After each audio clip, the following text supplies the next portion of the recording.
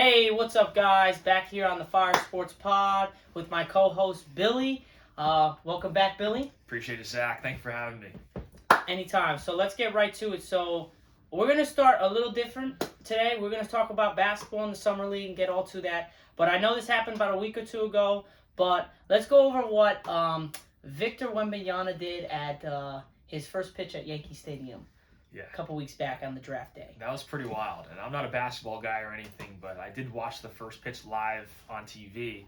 And, man, he could not throw a strike to save his life. And then the best part about it was, I think, after the fact, when he then launched that first pitch ball into the stands and almost took out a chair at Yankee Stadium. And I don't think he really knew what he was doing, like that could hurt somebody. Or, I didn't think, maybe he didn't know that he could actually reach that far up in the stands. But it was pretty crazy. It was funny because Aaron Boone, the Yankee manager, started hysterically laughing in the dugout once he saw him do that. So I got a good laugh out of that as well. All right, that was kind of funny. But as we know, basketball players at that height are really not coordinated that well, especially at 7'4". So maybe he didn't realize how high and how fast he could throw a pitch. But it didn't really help him on the first pitch. But when he had to launch the ball to the seats, he looked pretty good out there. Yeah, it takes a lot of practice, Zack. And when you're trying to become coordinated, baseball is such a different animal. You have to be extremely coordinated, have that hand-eye coordination and ability to throw a ball smoothly. It's not easy at all. And a lot of basketball players have trouble throwing out first pitches. He's not the only guy. There's been a lot of people. But as you can see, the taller the person is, I believe it was last year's draft, the number one pick did the same thing, because they usually just do the same thing no matter where the draft is. If it's in New York, if it's in Texas, it's usually the number one draft pick pitches out the first pitch of a game. If they're like hugely massive tall, they're not going to be like very coordinated to throw like that pitch from the mound, because it is what's the distance from the mound to the plate? 60 feet 6 inches. Yeah, so that's a pretty far throw, especially trying to accurately put it into the catcher's glove. Plus you're on an incline, so the mound is a little higher up there, and it's with not his easy legs. for regular baseball dudes to do it. So imagine having another guy from a different sport, especially that's 7'4". So there's nobody in the MLB that's even close to 7'4". I would say Aaron Judge, but I think Aaron Judge can maybe throw a strike from the mound. As you guys can see, we'll talk a lot more about the Yankees and everything after we talk about the Summer League and stuff. But kind of left for the last couple starts has been pitching pretty well for us. Oh man, he's becoming a solid reliever. He's a great option out of the pen for the Yankees, and it's funny, but obviously you don't want him to come in. No, you do not. You're getting shellacked, or you're up by 10, which is always great. But I don't think he's coming in those situations. No, because we did talk about. We'll talk more about this, but Boone did get asked. He's kind of left coming into the rotation. Oh, he was asked about that. He was asked about that. We'll get more to that after. Okay. But that's a topic we got to go over because that was hilarious. But right now, let's get to the Summer League. We're gonna go before we talk about the Summer League, we're gonna go into Rookie of the Year odds. Now, as you guys know, we were just talking about Victor Wembanyama at 7'4". His odds to win Rookie of the Year is -160. And if you guys don't know that is extremely good odds to win Rookie of the Year. Am I right, Billy? Yeah. And the closest person is +400. So as you can see, there is everyone is banking on Victor to win Rookie of the Year. But they were also banking on Chet Holmgren last year, which was another 7'2", 7'3" big man from Gonzaga, to go and win Rookie of the Year, and he got hurt in a Pro-Am game versus LeBron, trying to block him on a fast break, which made absolutely no sense when you're a skinny twig of like 100-something pounds trying to block 250 or 280 pounds of pure muscle down the lane. That made no sense, and he was out for the whole season. So now hopefully he comes back, and on this list, after Victor is Scoot Henderson, which was picked number 3. He is +400. And then we got Chet Holmgren, reigning number 1 pick from last year. He's +650. So we got Scoot Henderson, the linebacker-looking dude, going number 2 to win Rookie of the Year. And then Brandon Miller, +1,300. Then we get to Amen and Asar, 2,500 for men. And Asar has 4,000, my bad. And then Jarvis Walker's 4,600. And then we get more and more down the line. Cam Whitmore is 5,000. Then Taylor Hendricks is plus 5,000, and then Anthony Black is plus 6,000. So basically, we're going down the line of the draft board, basically from Victor to Scoot, then to Chet, and then now it's just all people that just already been just got drafted. So then Anthony Black's plus 6,000. Kason Wallace is plus 6,000. Bilal, I cannot say this guy's last name. It's ridiculous. But he is the other guy that played with Victor Wembanyama on his same team, and he is a monster. But he is also plus 6,000, so he's not even close to his fellow teammate. And then Grady Dick, which wore that horrible suit. I don't know. Did you even see Grady Dick's suit? I did not. Dude, he had a red suit, all red, and it was like petals flying off of it. Like, it was just weird. It's like feathers coming off of his suit. It was just ugly. Red. I bet you could rock it. Oh, thanks, man. I appreciate it. But he did not rock it. And he just did not look the part. His hair didn't look good with it. His face just looked, I don't know. It was embarrassing for me. But I guess he got drafted. I'm sitting here in a podcast, exactly. and he's in the NBA. He's feeling it, baby. So he can get what he wants. But Grady Dick is plus 6,000 as well. So Bilal, he was like I said, Victor Wembanyama's teammate. He is going at he went to number 10, so he's 10 on the list. Then we have, he's in the summer league, he's averaging 5 points a game, 3 rebounds, and 1 steal, 53% shooting, and 45 from 3. That is pretty good. He's an 18-year-old, extremely raw prospect. So we will see what happens, but he's from the Euro League, so we'll see what happens.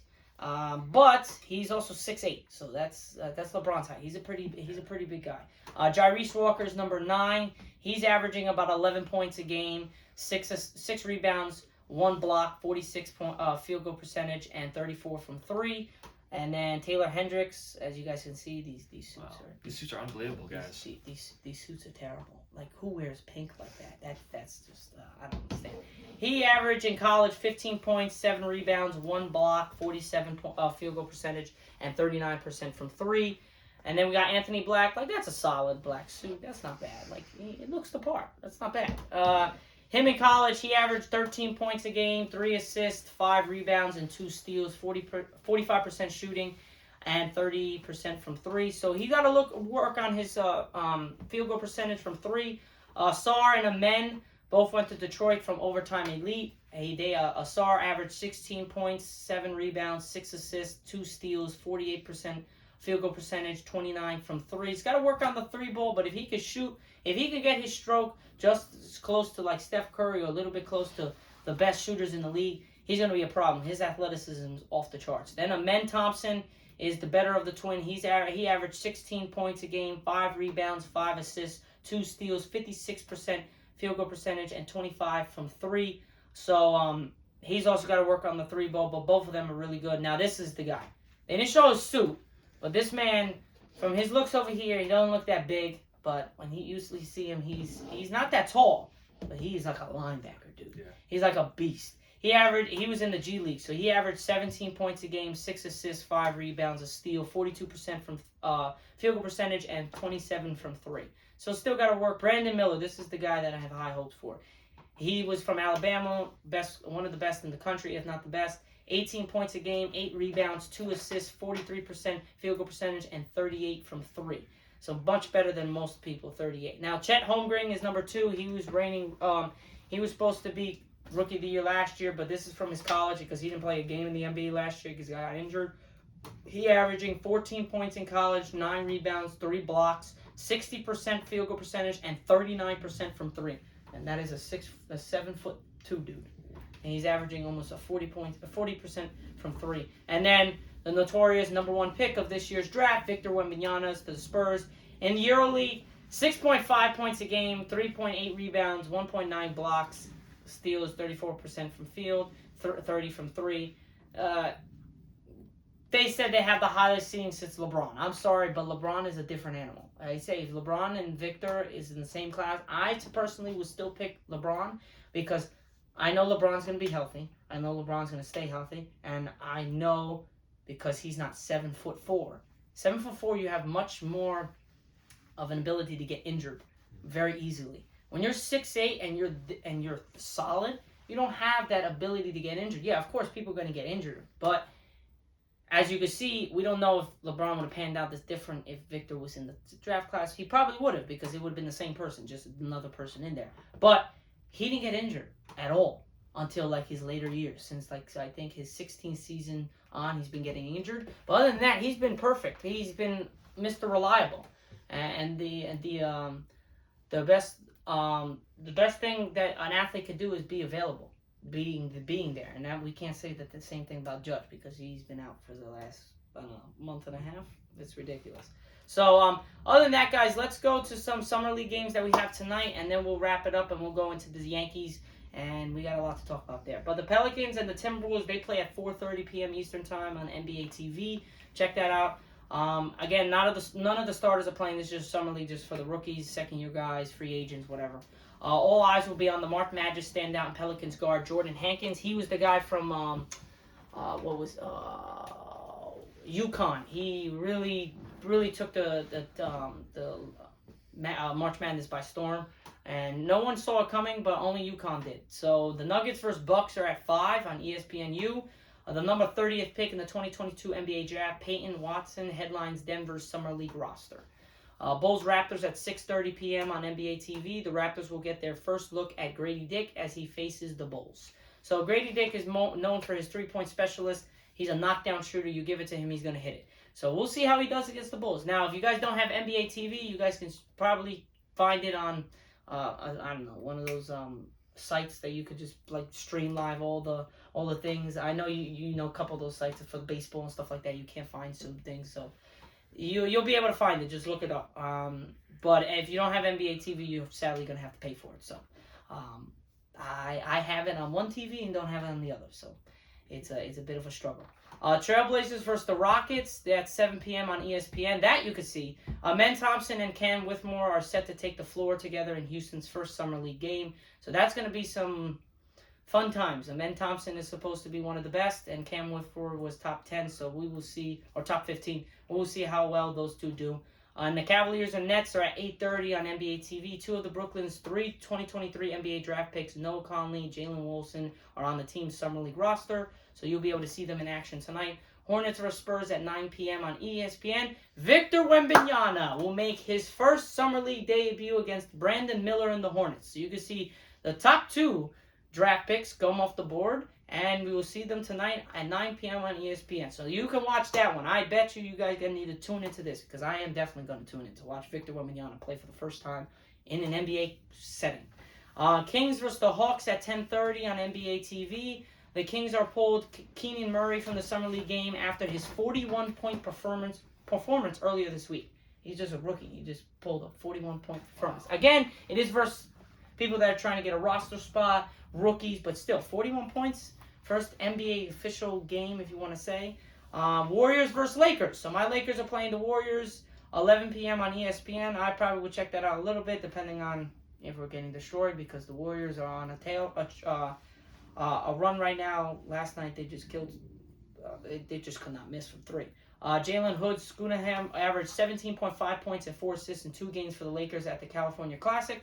So we will see how well he does faring against the Warriors' hot shooting tonight. And other than that, guys, that's pretty much it for the Summer League and all the stats and how the Rookie of the Year is going to go. My personal bet is I think Victor is going to win Rookie of the Year if he stays healthy. If not, I'm pushing for either Brandon Miller or Scoot Henderson, because I think both of them can get to the rack and shoot the ball, and both of them are going to be crazy good in our league for years to come. I know your expertise is not all on basketball, but out of the people I just named from the Rookie of the Year, what's your pick? Solid pick, knowing that Victor Wembanyama's injury history of other bigs. What do you think? We have to go with my boy Victor over here, man. I mean, after seeing him throughout the first pitch at the Yankee game, that's all I need to see. That's it. I think he's the man right there. So we'll see. Obviously, injuries play a huge role in all this, and obviously, taller guys have a larger risk at becoming injured. But you never know. You never know. You could have a great, fully healthy season, or have a minor injury throughout the year. You never know. So, but I would say him. Okay, so that's good. So now we're going on to your specialty, my specialty as well. Let's talk about our Yankees and how we can be better coming off of the All Star break. We do still have 3 games against the Cubs. We do play tonight, tomorrow, and the day after, and then we have the break.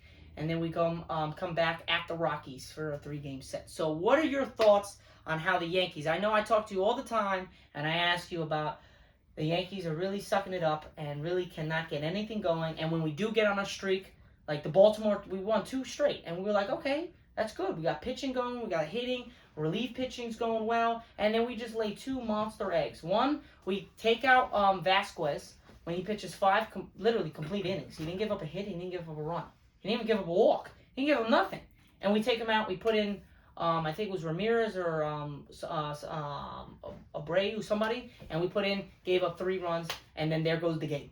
We're down 4-3. They hit a 2-run homer. We're down 4-2. Volpe hits it. We're like right there. And then we go into the 9th inning.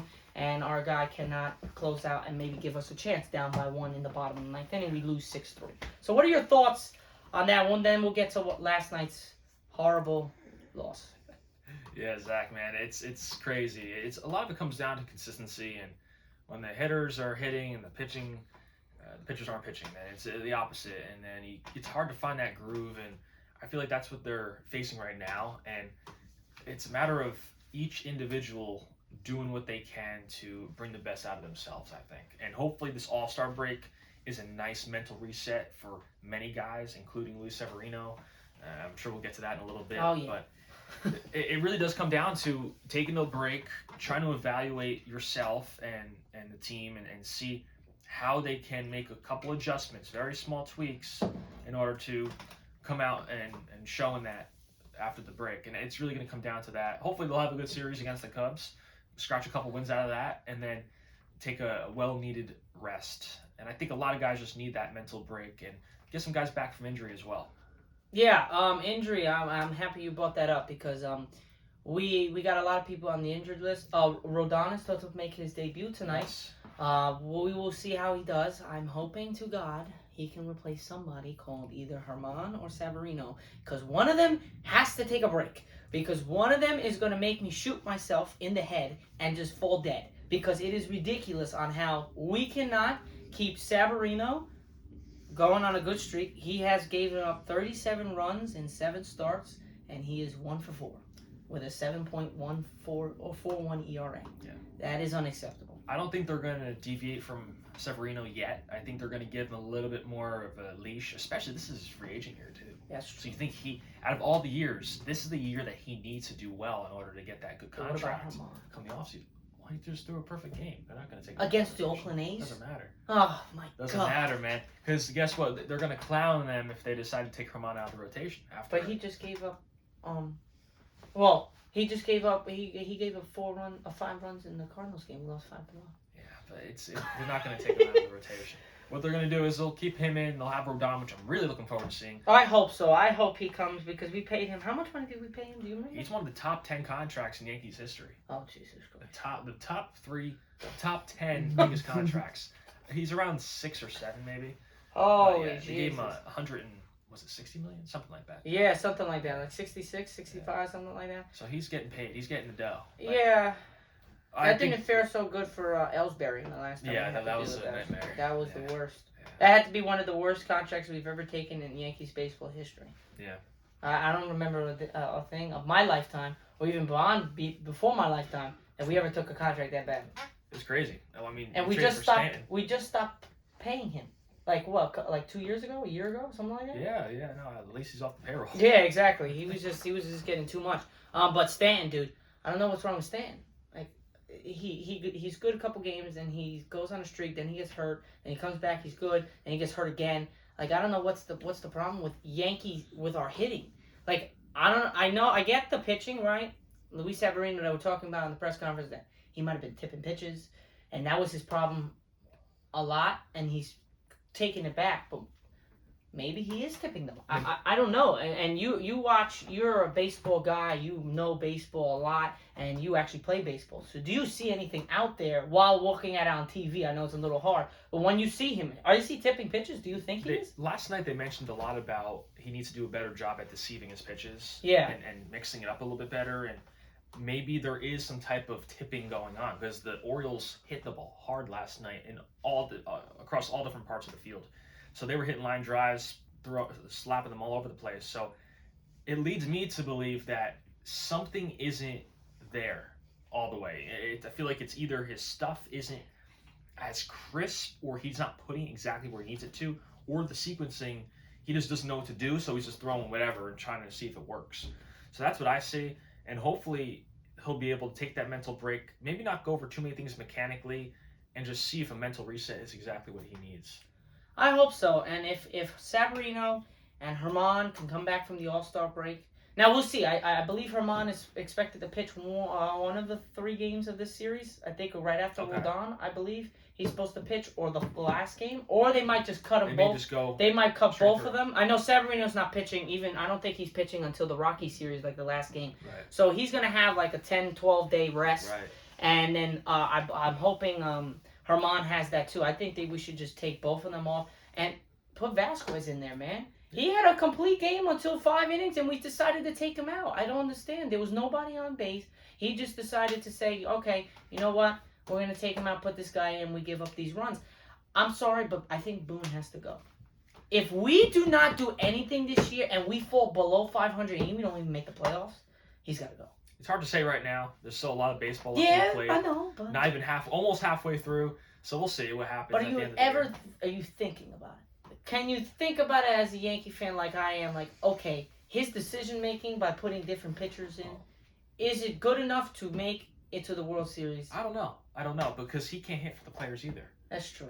Maybe you look at the hitting coach situation, or that's true. Find a reason why these guys aren't doing their jobs. Obviously, you have managerial decisions that you make, and maybe some are good or some are bad, but overall, that comes with the job. Hitters aren't hitting, man. Yeah, they're not hitting at all. And the pitchers have been pretty good, but obviously you have a few outings here and there that they're just atrocious. We're just we're really good or really bad on pitching. We're not in the middle. We can't get anything consistently going. Okay, giving up 3 or 4 runs in a whole game, but offensively we got to back up our people. If our offense does not come to play and we only score 2 runs, but our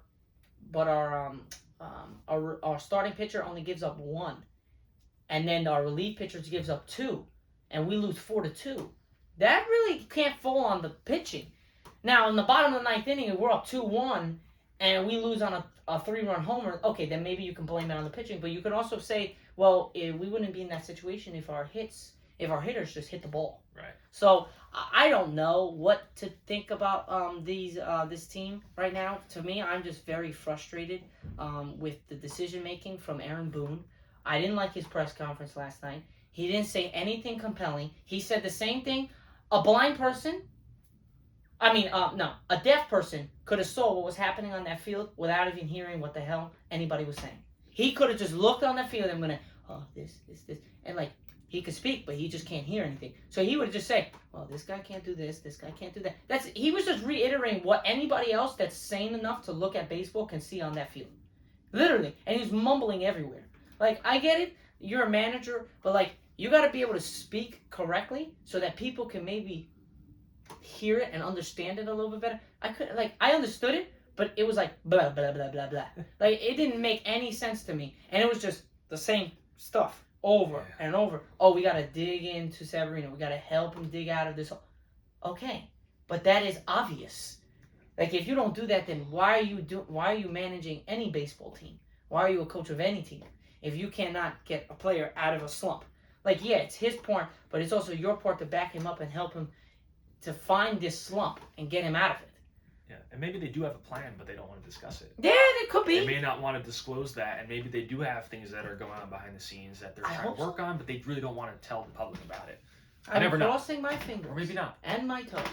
Yeah. I am hoping to God that they do something when it comes to keeping Severino in check and keeping Herman in check. Now, if Rodon goes out here tonight and pitches a perfect game or pitches anything close to something like that, oh my Lord, you guys are going to hear me from East Rutherford to Yankee Stadium. I'm going to go berserk. But if Rodon does a Rodon type thing when he's inconsistent and just gives up runs after runs after runs, because he hasn't pitched in how long? Oh, man, it's been quite a few months. A couple months. Well, did he pitch? He was out for Did he pitch when he was with his other team? Training. He pitched in spring training. No. Forget the spring training. I meant like actual, like real season baseball. Like how long has it been since he's actually pitched in an actual regular season? Not spring training. Last year. Last year? Okay. He was with the Giants last year. But wasn't he hurt like half the year though? He may have been a little banged up. Yeah. Yeah, he was hurt going when we picked him up. He was hurt. I remember, right? They signed him in the offseason. Yeah, but he was hurt. He was recovering, correct? He may have been. I'm not sure actually. I forgot. I think he was recovering. He came back for spring training. Then he re-injured the same spot or something different. But dude, we're like picking up people that are always injured. Yeah, I know. We didn't see Ellsbury coming because he was kind of healthy until we picked him up, and he just could not get healthy. Yeah. He was just eating away at checks after checks after checks after checks after checks. So I don't understand why we can't. And I know you guys. You've seen me say that the Yankees suck. I love the Yankees. I'm a diehard Yankee fan. But I'm going to tell you how it is.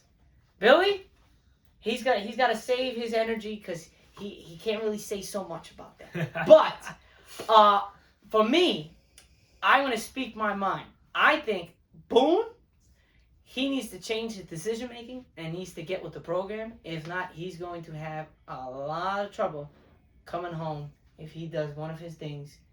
I'm trying to do this because I don't want this to happen during the playoffs. Right. When he decides to take out a pitcher that has gone through 5 innings, hasn't given up a run or a hit, has been perfect for us. Takes the guy out, we give up 3 runs, we lose the game 6-3. Yeah, I think the one guy who has leeway is Garrett Cole, and he can determine when he wants to come out of the ball game. And they'll give him the extra leash. He'll let him go to 110 pitches. A lot of these other guys, once they're in the 90s, approaching 100, that's probably their last inning. Yeah, but like the normal pitcher can only last now is like 5 innings, 5-6 innings. Yeah, like it's a miracle for pitchers to last the 7 to 8 innings because of all the hitting and how good these hitters are. So it's really difficult to get there, but if you're getting paid a lot, like Rodon's getting paid a lot, Severino's getting paid a lot, Herman, I believe, is getting paid a lot, Garrett Cole's getting paid a lot. These pitchers have to be starting pitchers. Right now, Severino doesn't look like a starting pitcher. He looks like a shell of himself.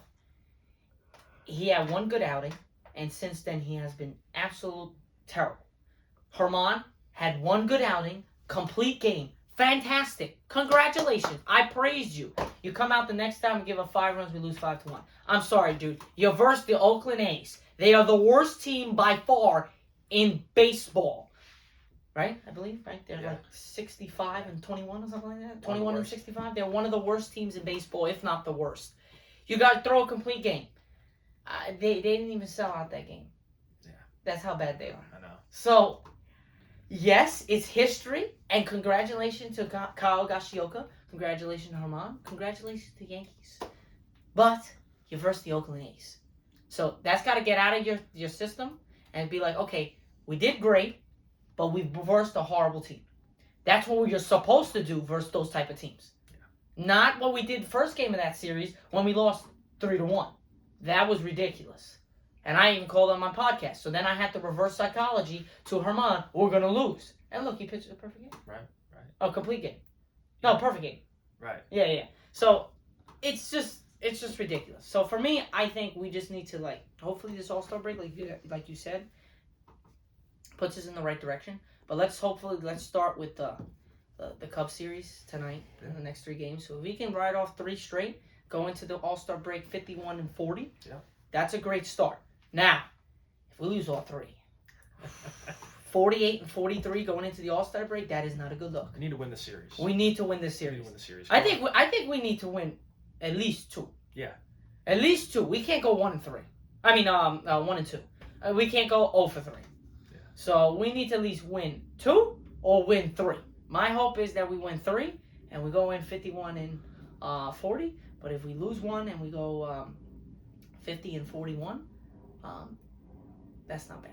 Yeah, absolutely. So let's go to the All-Star game. Now, we've been talking about the All-Star break and everything. So the All-Star game for the baseball and how 3 of the biggest stars in the the 3 of the biggest stars in the MLB entirely, Aaron Judge, Ohtani, and Mike Trout.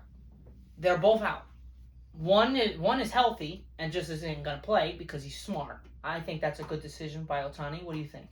Yeah, well, I believe he has a bruise or something on his hand where he can't pitch, but he may be able to hit. They haven't determined that yet. But see, if that's the case, I'm sorry. He's a historic season. Well, I get hurt. Yeah, exactly. Like, you know, what do you got to lose? Right. I mean, you got to lose a lot. What do you got to win? Nothing. Like, that's not really a big thing. What's your goal? To get to the World Series, right. To maybe win an MVP, to be the best on your team, not to be hurt. Like now, Mike Trout's hurt. Now he had no say in it. He just got hurt. But Ohtani has a decision to make. I think his decision is to stay and just don't go. Right. Well, he was nominated, so yeah, it's on his record that he was an All Star. Yeah. But he doesn't have to compete if he maybe needs those extra few days to rest up a little bit. But there are some guys like Elly De La Cruz from the Reds who opt to not perform in the Home Run Derby. And there are guys who really just want to focus on their team, focus on winning, and not risk getting injured or messing up their swing during any of these All-Star festivities. Yeah, I agree, Billy, because I think, to be honest, even if Judge was healthy, I don't like when Judge or Stan go into these All-Stars or Rizzo, because knowing all three of them, they all get hurt. And knowing all three of them, they will get hurt. So I'm happy Stan's not in the All-Star game, even though he just doesn't have the stats for it anyways. Rizzo's not in the All-Star game, doesn't have the stats. Judge would have been there. His streak in the beginning of the season, he had 20 home runs in a matter of like 35 games. He was on streak and on the stretch to maybe replicate what he did last year. Right. Then he got this toe. Now, fantastic catch. He went through the wall that hasn't been opened since Dodger Stadium been opened. He broke the chain and he smashed his toe. And then now they said, oh, he's just a bruised toe, torn ligament. Now the news says that, oh, his toe might never be normal again. Like, I remember I told you yesterday about it and you were like, what? That's ridiculous. How is your big toe not going to be normal ever again? I don't understand that. I get because you smashed your toe into the thing. Like, that freaking hurts. But, like, never be going to be the same? Like, did you break your toe and you're just not telling anybody? Unless you bet the toe, like, 5 different ways. So, my problem is that if that is the case, I don't think that Judge deserves anything, really. But with Judge being like that, I think I'm happy that Judge is able to take his rest. Hopefully he comes back in the All-Star game. If he doesn't, then we might be done. Because I think we need Judge. We'll see. If we're gonna, he's always the glue that holds everything together. And right now it's tough to find those guys. Not many players are stepping up into that role. Yeah, that's the problem because nobody has the actual. Sorry, guys. No one actually has the strength or the willpower to be that leader. He is the captain. So with him being the captain, he now has to take that responsibility. But he is hurt. So now who's going to take that responsibility from him from the time being? I don't see anybody looking to take that. Volpe is good, but he's not Judge. He's young, too. He's young. You can't put that pressure. You know who could be? Stan, Rizzo, LeMahieu. Yep. None of them are taking charge at all. And to be honest, I'm fed up with it because I think as veterans and older guys, you got to take that charge. They're not doing it. So, for me, I think the All-Star, the National League is going to have a big advantage because 3 of the biggest judges out. And I think they're just going to have a bigger advantage. And I don't see a lot of crazy things from the American League. I see a lot of crazy things from the National League. Yeah. So, with that being said, guys, that's about it for our Fire Sports show for you today. Thanks again, Billy, for coming in. I appreciate it. Appreciate it, man. We will talk soon, and we'll keep in touch. I'm going to hopefully maybe get Billy or Jonathan back on our podcast next week on our show. I'll let you guys know throughout the week, but keep tuning in. Keep giving me that support. Appreciate you guys all, and peace out.